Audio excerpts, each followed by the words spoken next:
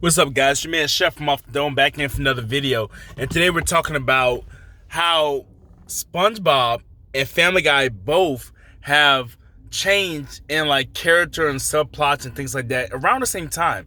As we know, the SpongeBob SquarePants movie came out in '04, and Family Guy really started changing a lot of their characters and development around late 2004 and 5 when it restarted in '03, I believe. You know, we went from the classic Stewie.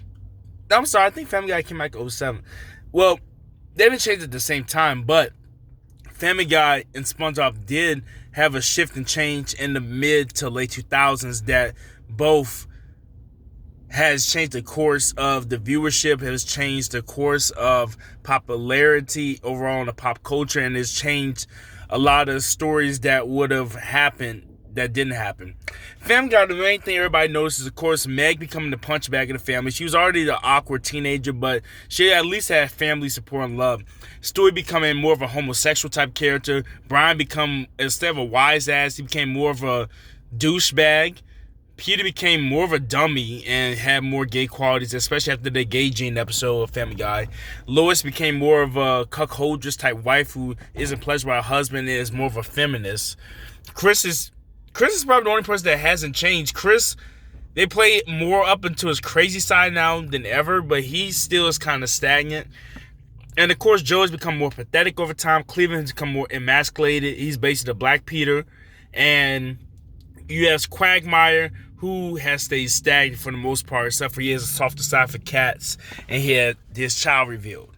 Now we got through those main people. Let's go through SpongeBob. Sandy has basically stayed the same, is still the tough Tom girl type, but a major change comes in the three main characters. SpongeBob has come, of course, more overly joyful and more of a homosexual type character, a character that's more naive than the original SpongeBob. Patrick has become even dumber and has less common sense. Remember, in the original 3 years of SpongeBob, Patrick was like, he was seen as like the lovable big guy. He was a little slow at times, but he overall could teach you a lesson about yourself, or he could sum up an episode. Nowadays, Patrick doesn't know what to do. He doesn't know how to tie his freaking shoes. Squidward has become more of a sarcastic asshole who is very realistic about life to more of a, I would say, a sad individual, a suicidal individual, and more of an individual that hates and loathes everything in life. Mr. Krabs has stayed the same as his archetype, being like the greeting boss who cheats you out of everything. So I can't say much about Mr. Krabs. And then we go to Plankton. He's become more of a pathetic villain. He's not as evil as he used to be, hence the way Stewie has become. So now we got through that. Let me go ahead and tell you why one has continued to keep popularity and has a decent amount of success, and the other one has went down in popularity. When it comes to SpongeBob, although they played up to more of the homosexual themes, more to the dumb themes, and more to the less progression of episode storylines, like literally episodes now don't have the same feel it does it used to. SpongeBob still is aimed at kids, and most children still agree with SpongeBob. Before the coronavirus, it was probably one of the main attractions at Universal Studios, I'm pretty sure.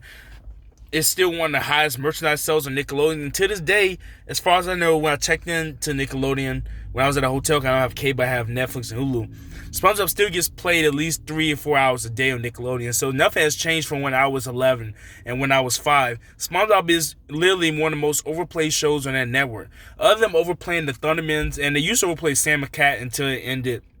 They used to overplay iCarly a lot. But it was always, the main 3 when I was growing up was from the 2008 to 2012 period when I watched Nickelodeon heavy. I would say it was iCarly, Jimmy Neutron, Very Odd Parents, SpongeBob, and then it was Drake and Josh or Victorious. Drake and Josh started to get outplaced in late 2010. So SpongeBob hasn't really got affected by his change of storylines or archetypes because kid channel viewership matters, but it's never going to be on the same scale as a Seinfeld or a Simpsons or whatnot.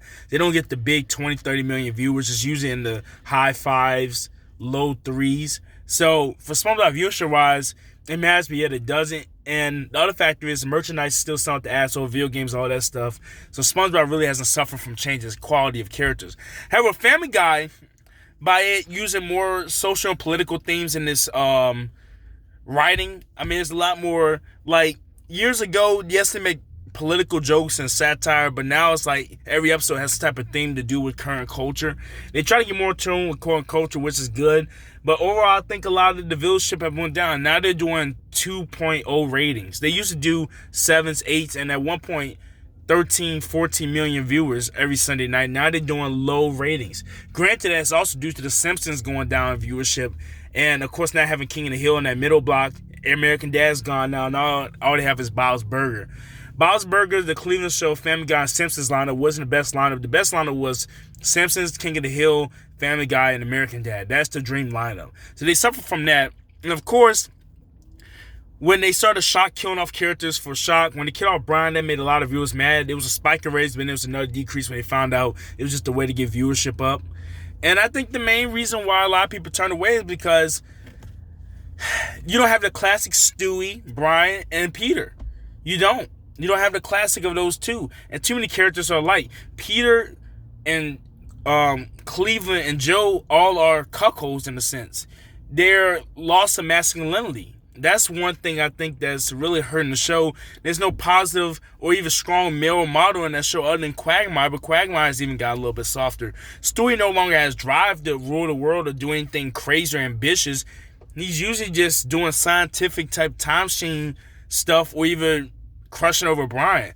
And Brian isn't a witty asshole. He used to be would make smart remarks and stuff. Now he's a political, basically, he always brings up Democratic talking points. He's arrogant douchebag who always starts something but doesn't finish it.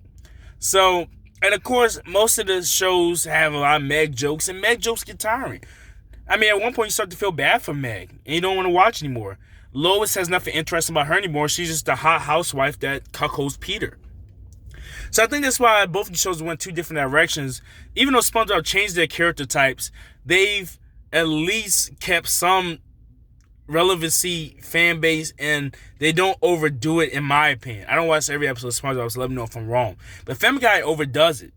They overplay on Stewie and Brian's kind of shaky relationship. They overplay on Peter being a cuckold to Lois. They overplay on Joe being pathetic in a wheelchair. They overplay on Cleveland being emasculated by Donna. They overplay on Quagmire even being the sex getter. There's no other layers of characters to these people until you get a certain special or whatnot. Anyway, let me know what you think. I know it's a longer video. It's your man, Chef from Off the Dome. As always, I'll see you later. Peace.